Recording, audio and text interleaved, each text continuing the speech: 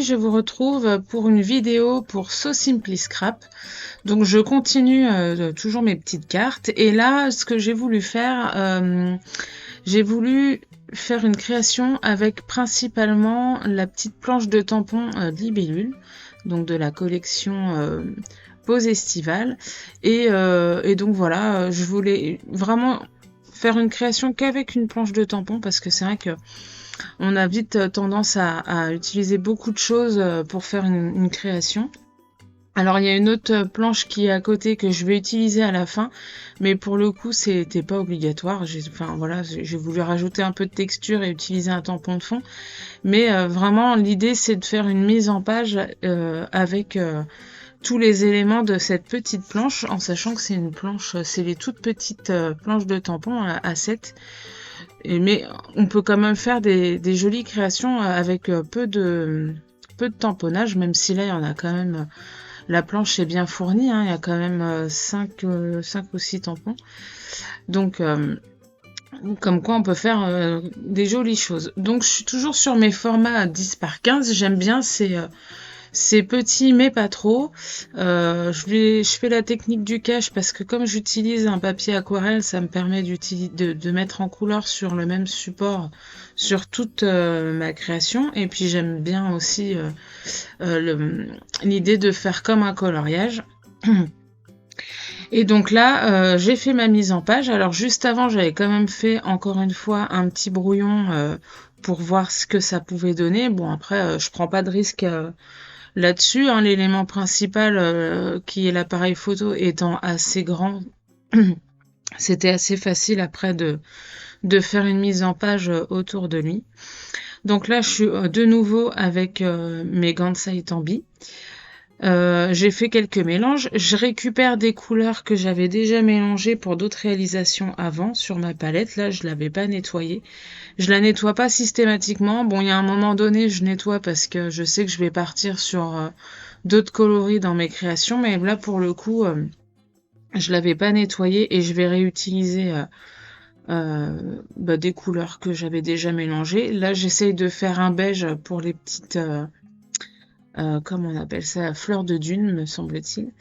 Et puis après, bon, je veux l'appareil photo, je veux quand même un effet un peu vintage dans les couleurs, donc vous allez voir ça après. Et la libellule, bon, les ailes, il faut qu'elles soient assez transparentes, enfin transparente et claire, puisque c'est pas la première chose qu'on voit quand on croise une libellule, hein, mais voilà, les ailes en général, je les fais de couleurs assez claires. Et puis, comme d'habitude, je monte tranquillement les couleurs. Voilà, je commence toujours du plus clair, des pigments bien dilués, pardon. Et ensuite, je rajoute petit à petit jusqu'à ce que ça m'aille bien. Les ailes qui sont qui sont en arrière-plan sur la libellule, je vais les faire un peu plus foncées, comme s'il y avait une petite ombre, et ça va permettre aux ailes du premier plan d'être mises en valeur. Et donc voilà, je vais continuer ma petite mise en couleur tranquillement, comme ça, en montant les couleurs petit à petit. Donc là, en fait, c'était pas spécialement compliqué à faire. Et puis bon, c'est assez rapide. Enfin, voilà. Là, je me rends compte que depuis que je fais ce format plusieurs fois, plein de cartes, alors je vais pas faire que ça parce que j'aime bien, c'est pratique, mais il faut que je fasse aussi d'autres réalisations.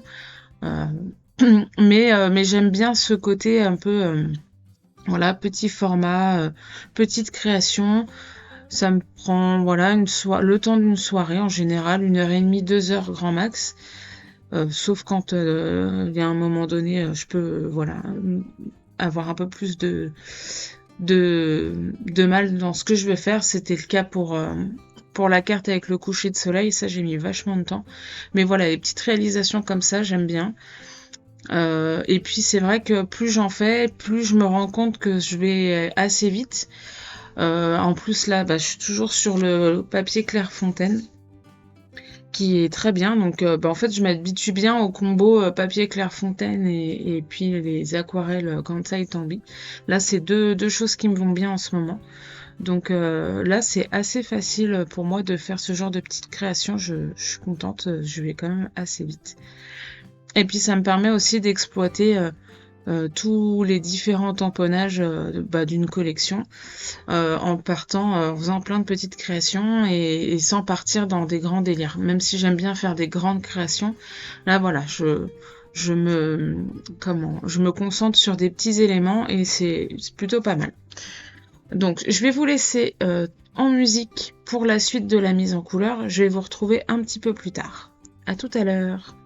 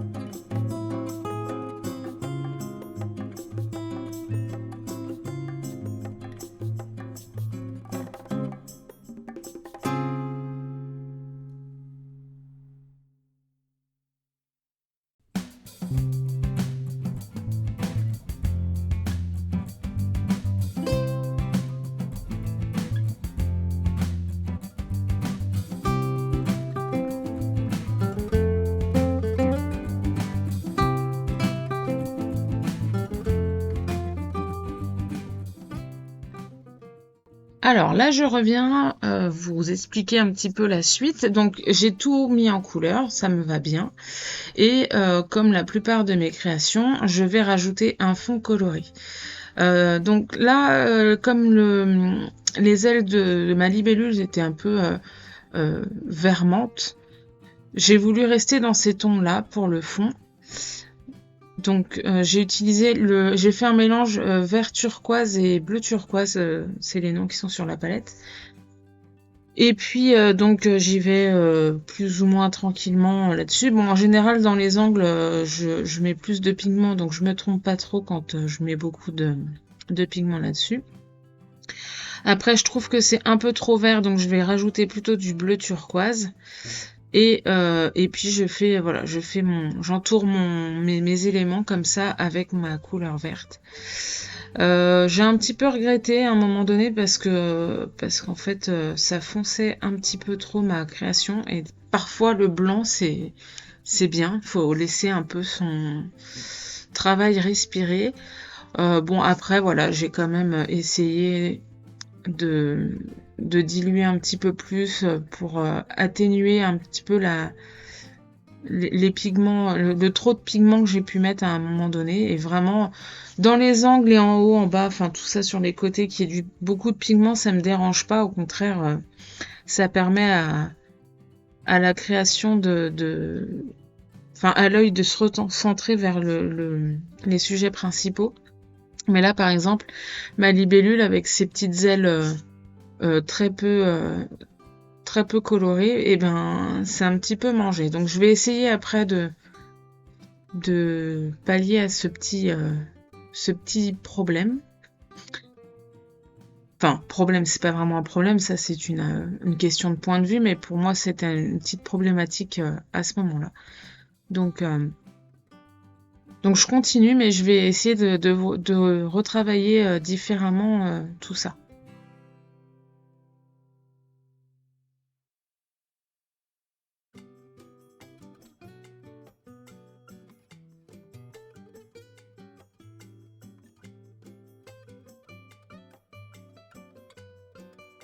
Alors là, ce que je vous disais tout à l'heure, je vais donc utiliser un tampon de fond. Donc là, c'est Univers Céleste. Ce tampon de fond, c'est des feuillages.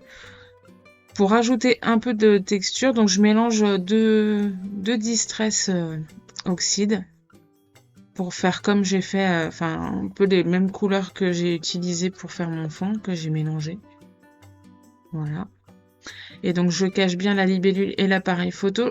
Il aurait été bien que je fasse pareil avec mes petites fleurs, mes petits feuillages, mais bon, c'est pas grave, vous allez voir, je vais retravailler tout ça. Alors, c'est vrai que depuis peu, je réutilise mes acryliques Artistro pour vraiment peaufiner certains points de mise en couleur. Bon, là on est sur du blanc. Le blanc c'est un feutre acrylique à avoir tout le temps, ne serait-ce que pour avoir des effets de lumière. Mais sinon les autres couleurs ça se dilue bien à l'eau, hein. Donc en fait au niveau de la mise en couleur à l'aquarelle, si vous diluez bien l'acrylique, ça va pas on va pas voir l'acrylique, ça va bien se fondre avec l'aquarelle, mais par contre ça va opacifier un peu plus, et puis les couleurs vont être plus peps aussi à certains endroits. Donc maintenant j'hésite plus à utiliser mes acryliques pour ça, et ça permet aussi parfois de corriger des petites erreurs qu'on peut plus corriger à l'aquarelle, puisque l'aquarelle, si vous avez mis trop de pigments, c'est foutu. Mais si vous repassez à l'acrylique par-dessus, ça peut le faire sans problème. Donc là, ma petite libellule, comme j'ai l'impression qu'elle est un peu trop mangée par mon fond, et l'appareil photo pareil, pour les mettre en valeur, je vais faire un contour blanc avec mon feutre acrylique.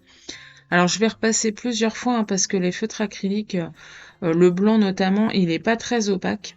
Donc il faut faire une première couche pour poser le blanc, et ensuite il faut attendre un petit peu que ça sèche et repasser par-dessus.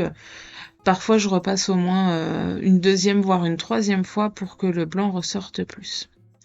Là sur mes petites fleurs de dune, donc j'ai tamponné mon fond texturé dessus. Donc il y a un peu de vert, ça fait pas très joli. Et là, vous voyez, je mets un peu d'acrylique. Alors j'ai un acrylique un peu beige qui est parfait par rapport à ce que j'avais fait comme couleur à l'aquarelle. Et donc pour enlever ces tamponnages de texture, eh ben j'hésite pas à mettre ces petits points d'acrylique. Et vous voyez, alors j'utilise pas un pinceau aquarelle pour comment étendre la peinture, j'utilise un pinceau lambda. Ça c'est un vieux pinceau pourri que je dois avoir. Et bon, lui, si à un moment donné il est mort, c'est pas grave. Mais surtout pas les feutres aquarelles parce que les pinceaux aquarelles, pardon, parce que voilà, si l'acrylique abîme les poils, bah là, votre pinceau il est foutu, c'est un peu dommage, quoi.